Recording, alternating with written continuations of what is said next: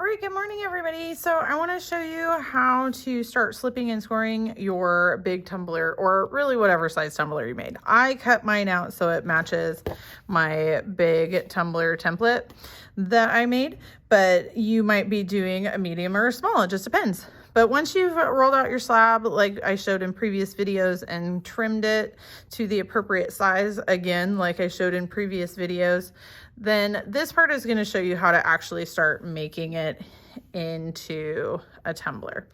So we're going to start off by picking it up from the sides. And this big side, the wide side, is going to be the lip of the mug or the cup. But for right now, we're going to put it on the table. Okay. Now, most likely you're going to be working on top of newspaper or something like that. It depends on whether COVID's done or not. That's okay though. All right, so we're gonna move it and we're gonna curve it so it's like a volcano, okay? So it's gonna be bigger at the base and smaller at the top. And you want that opening on the opposite side of you. So you want it going away from you for that big opening, okay? Or for the split in the side. So the big side's on the bottom and the small side's on the top. And the opening that we're gonna score together is facing away from you. Now, for the sake of time on this video, I'm going to use my little scoring tool because I do it pretty well, but you can do the same thing with a needle tool. So like I've shown in some of the other videos, I support on the side that I'm going to be moving against.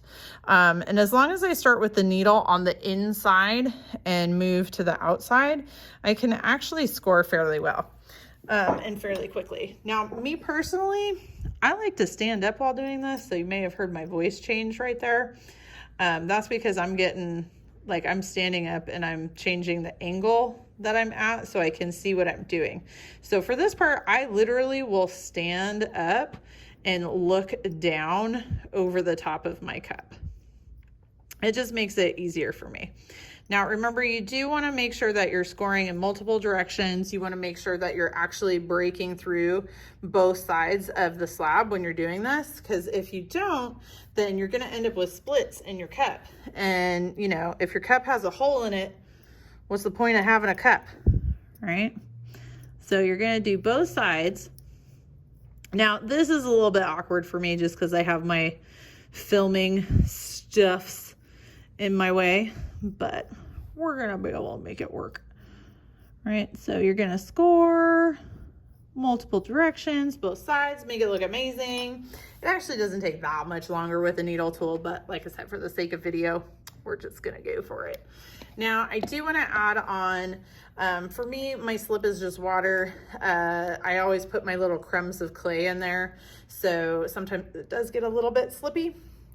But you want to let the excess off, kind of dip it off on the side, because for our specific kind of clay, remember, you want to slip it like a dewdrop fairy, okay? So you're just gently kissing the side of one side of your scoring.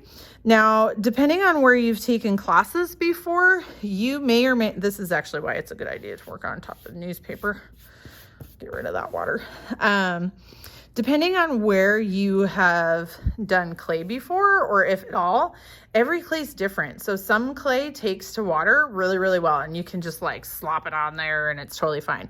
Our clay, if you slop it on there, it's gonna break and then you're gonna have to start over again. So slip it like a dewdrop fairy. Okay, so now what I'm gonna do is I'm gonna start joining these two sides together. Let me see if I can get this. Okay. Better angle. Yeah.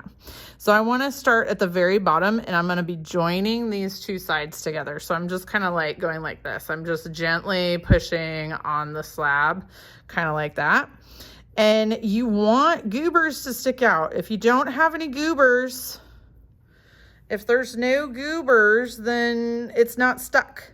Okay. So if you don't have stuff squeezing out of the side, then with our clay, it's not stuck and it's not gonna stay that way, okay? So it's really important that you push firmly enough that you're gonna get stuff coming out.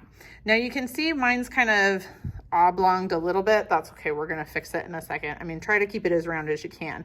Now you can reach part of this. I made a big tumbler, so I can't stick my hand all the way in there, But while it's upside down, I want to get rid of this ridge, okay? So I'm gonna be supporting from the inside and I'm gonna be pushing from the outside to get rid of all those marks, okay? I don't wanna thin out this area. I just want it to be the same thickness as everything else, but I really want it to be stuck on there good. So let me see if I can make it so you can see it a little easier. Now you're gonna do this as far down as you can, okay? So I'm just kind of blending, but I'm supporting from the inside where I'm blending. So you can see this is the part that I've started blending already, okay? Now that was as far as I could go because that hole was a little bit small. And you can see it's a little bit of a teardrop shape right now, that's okay. But now I'm gonna stick my finger right in that little crease right there so I can support. And now that I'm on the open side, the bigger side, I can put my hand all the way down in there, right?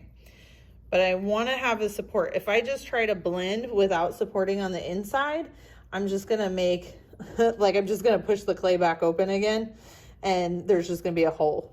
And like I said, who wants a hole in their cup? Right? So you're just going to blend.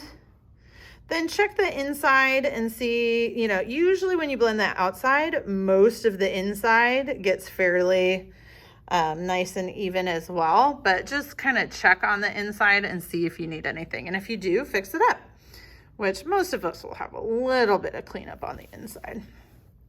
Okay, so now you can see, there it goes. You can see my outside, and if you can still see the scoring marks a little bit, like if you can still see a line, that just means you need to push it together a little bit more, right? And then you can blend across it again.